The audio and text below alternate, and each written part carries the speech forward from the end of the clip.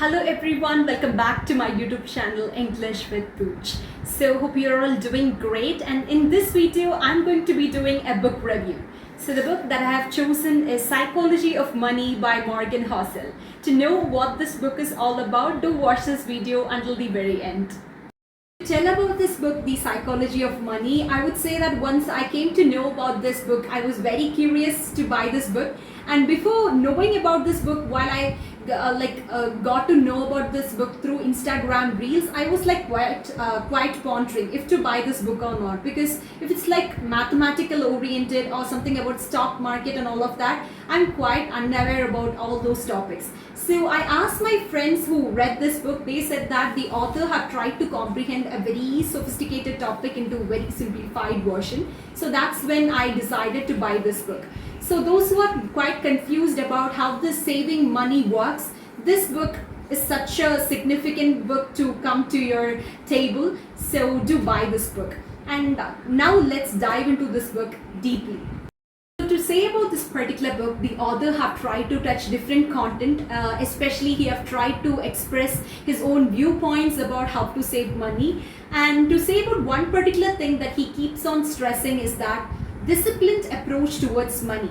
So there is always a common assumption that people with high cognitive skill, like people with so many degrees, will have a better idea or tactics about how to save money. But the author says that, like, even if you have a high cognitive skill, very good job, if you lack disciplined approach towards money, you will fall into debt. So disciplined approach money is very vital. And another thing which he is trying to tell is that there is wide difference between rich and wealthy. For that, an example. A person who is rich is like he would just try to satisfy his dreams just by buying luxury things, like materialistic things. So he is drawn to buying a luxury car. He buys it, and through that we'll understand, okay, this man is so rich. But wealthy man, unlike this, he would try to just control his desires, his dreams, and he would make sure that he's going to have a pretty good money deposit in his bank account. So he makes a difference between rich and wealthy. So to say about the author, he tries to share his own experience that he had in his college days. So during his college days, he worked in a hotel, so where he found a particular technology engineer. So this man was behaving so crazy. He's like financially too stable. So he used to be like a spendthrift, like spending on unnecessary items and just giving money for free, like behaving so insane. So the author was quite bemused, like how this man can survive if his life would lead in the same manner as a rich person and all of that. Later he came to know that this man have lost all his wealth and he have fallen into debt. So well-disciplined approach towards money is very vital. Even if you're rich right now, even if you don't have that disciplined approach towards money, you would lose. That's what the author is coming to say. And to say about the mindset of the people who buy lottery ticket, we might, most of the people who view in a distant view, we might be wondering, like, why these people are spending on lottery ticket.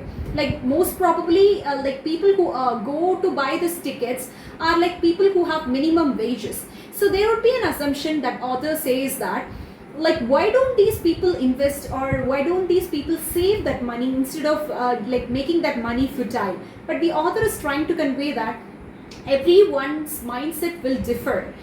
So it's like they might buying that lottery ticket just with an aim of having a dreamt life. So it's like our mindset differ from person to person. We can't assume, we can't question, like, why do these people spend on lottery ticket. So he says that everyone's life experience is different. We can't judge a person from a distant view. And another thing is that some rich people's, what he says, that rich people might be very wanting more for money. Even in their late 50s and 60s, they will be like working so hard. So in a very distant view, we might view them as a person who is like too greedy of money, wanting more money and all of that. But in real, they would have an outline how their life should look like and what amount should be there bank balance. So because of that, their goal, they are just working for it, and that's the reason they work despite of being wealthy. So that is to being dealt in this particular work. So the author is also making sure that he gives a stress towards this timeline. So generation by generation, era by era, everything changes. Like years back, people might have thought like investing in gold is the best option. Later, they might have switched on to real estate. Right now, it's like cryptocurrency and all of that have come into focus. So day by day, things keep on changing. Like certain things are like getting progressed. If you're having a very good track on what's improving and what's progressing, then that's the right way of improving your bank balance, is what the author is coming to say. And another thing is that don't copy others' way of living. It's like you're finding a person, okay? He's upgrading his business. He's just growing in his business in a very, very fast way. So you're like, okay, we shall just mirror all those tactics that he have followed. It will never work. Everyone have their own experience, their own lifestyle. The way they are living is different from yours, and your mindset and their mindset might be different. So if you wanted to start a business or do something like them, you can just ask for ideas. And if you try to mirror the exact thing into your life, it will never favor, is what the author is trying to say. So that what he's coming to say is that everyone has their unique way of saving money. If you try to copy the exact things that they follow, it will never work. So in like this manner, he have been like trying to deal up with different topics in this particular book. It's not at all sophisticated. It's very simple, and I would really recommend you all to buy this book. And I'll make sure that I just drop this particular purchase link in my description box below, and do check it out.